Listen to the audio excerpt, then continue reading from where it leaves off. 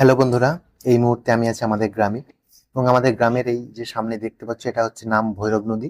যদিও বা এটাকে নদী না বলাই ভালো, কেন এটা অ্যাকচুয়ালি শাখা নদী।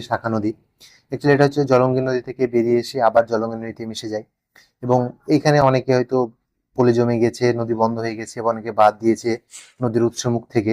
তার জন্য এখানে জল সবসময় থাকে না। কোনো সময় হয়তো এই যে বর্ষাকাল পড়ছে, বর্ষাকালের বৃষ্টির ফলে হয়তো জল আছে, নাহলে তো জল থাকেই না। আর ওই যে নদীর ওপারটা হচ্ছে অন্য গ্রাম। আমাদের গ্রামের মানে এই যে নদীটাই দুটো গ্রামকে আলাদা করেছে। আর যে আমরা আগের দিন দেখালাম না যে গ্রামের মাঠের সমস্ত পাট কাটা হয়ে গেছে, সেই সমস্ত পাটগুলোই আমাদের এখানে নদীতে এসে জাগ দেওয়া হয়।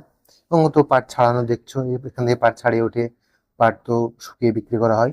আমাদের এলাকার যে সমস্ত ফসলগুলো হয় তার মধ্যে সবচেয়ে অর্থকরী ফসল কিন্তু এই পাটটাই। নদীর দুপারের মানুষের পাট জাগ দেওয়ার যে জায়গা, সেই জায়গাটা কিন্তু আমাদের এই নদীটি। অর্থাৎ আমাদের এপারের মানুষজন এবং উপর দিকে যে গ্রামটি আছে সেই গ্রামের মানুষজন তারা সবাই কিন্তু এই নদীতে পাট জাগ দেয়। এই যে ভিডিওটা দেখাচ্ছে সেই ভিডিওটা গ্রামের মানুষজন যারা আছে তাদের হয়তো ভালো লাগবে না, কারণ তাদের প্রতিনিয়ত যে কাজ, তাদের মানে খুব কষ্টকর কাজে পাট জাগ দেওয়া, মানে পাটের যে সমস্ত আছে, পাট করে পাট কাটা, পাট জাগ দেওয়া, পাট শুকানো খুব কষ্টকর কাজ। তো গ্রামের মানুষদের হয়তো এই ভিডিওটা ভালো না লাগতে পারে, কিন্তু যারা গ্রামে মানে শহরের ছেলে যারা দেখেনি পাট কিভাবে ছাড়ানো হয়, তাদের হয়তো এই ভিডিওটা ভালো লাগতে পারে। তো যাই হোক, আমি এখানে আর কি আমার কথাটা শেষ করছি।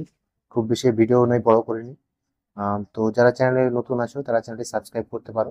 আমরা এরকম ভিডিও চেষ্টা করব দেওয়ার, বিভিন্ন মানুষজনের কাজকর্ম, বিভিন্ন জায়গা, বিভিন্ন খাবার দাবার, এটাই।